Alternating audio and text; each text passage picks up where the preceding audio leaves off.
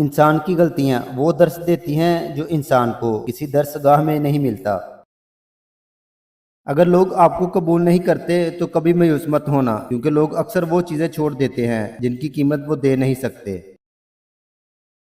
یوں ہی نہیں ہوتی ہاتھ کی لکیروں کے آگے انگلیاں، رب نے بھی قسمت سے پہلے محنت لکھی ہے۔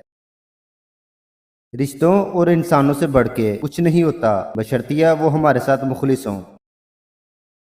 اگر آپ اپنی ماضی کی تلخ یادوں کو مننے نہیں دیں گے تو یہ آپ کو موجودہ حال کی خوشیاں کبھی جینے نہیں دے گا۔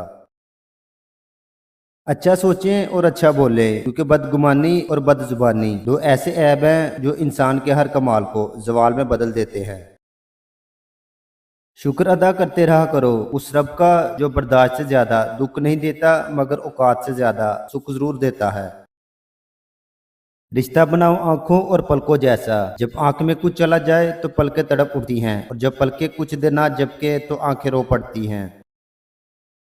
زندگی میں ہمیشہ خود پر ڈپینڈ کرنا چاہیے، اس سے توقعات لگانی چاہیے، کسی دوسرے سے لگائے گی توقعات تکلیف دیتی ہے۔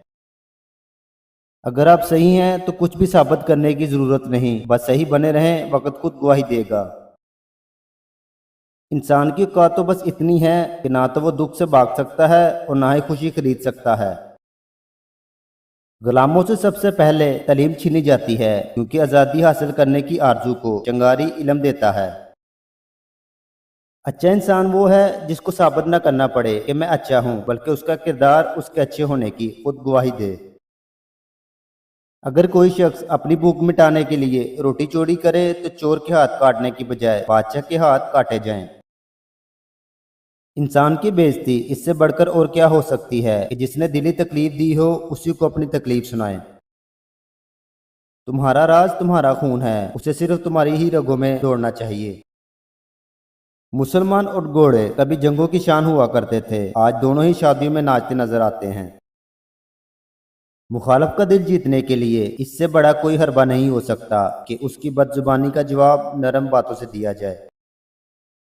مقدر لکھنے والے کے پاس مقدر بدلنے کا بھی اختیار ہے۔ کتنی دلچسپ بات ہے نا، سمندروں کا مالک بس ایک آنسو سے محبت کرتا ہے۔ اگر فرار ہونا ہی مسائل کا حل ہوتا تو زمین ایک ویران چارہ ہوتی۔ زخم جو وقت کے ساتھ بڑے ہوتے جاتے ہیں ایسے دروازے بن جاتے ہیں جن میں سے لوگ باہر نکل جاتے ہیں۔ مرد کے دل میں عورت کے لیے کشش تب تک رہتی ہے جب تک مرد سے دو چیزیں چھپائے، اپنی گہری محبت اور اپنا جسم۔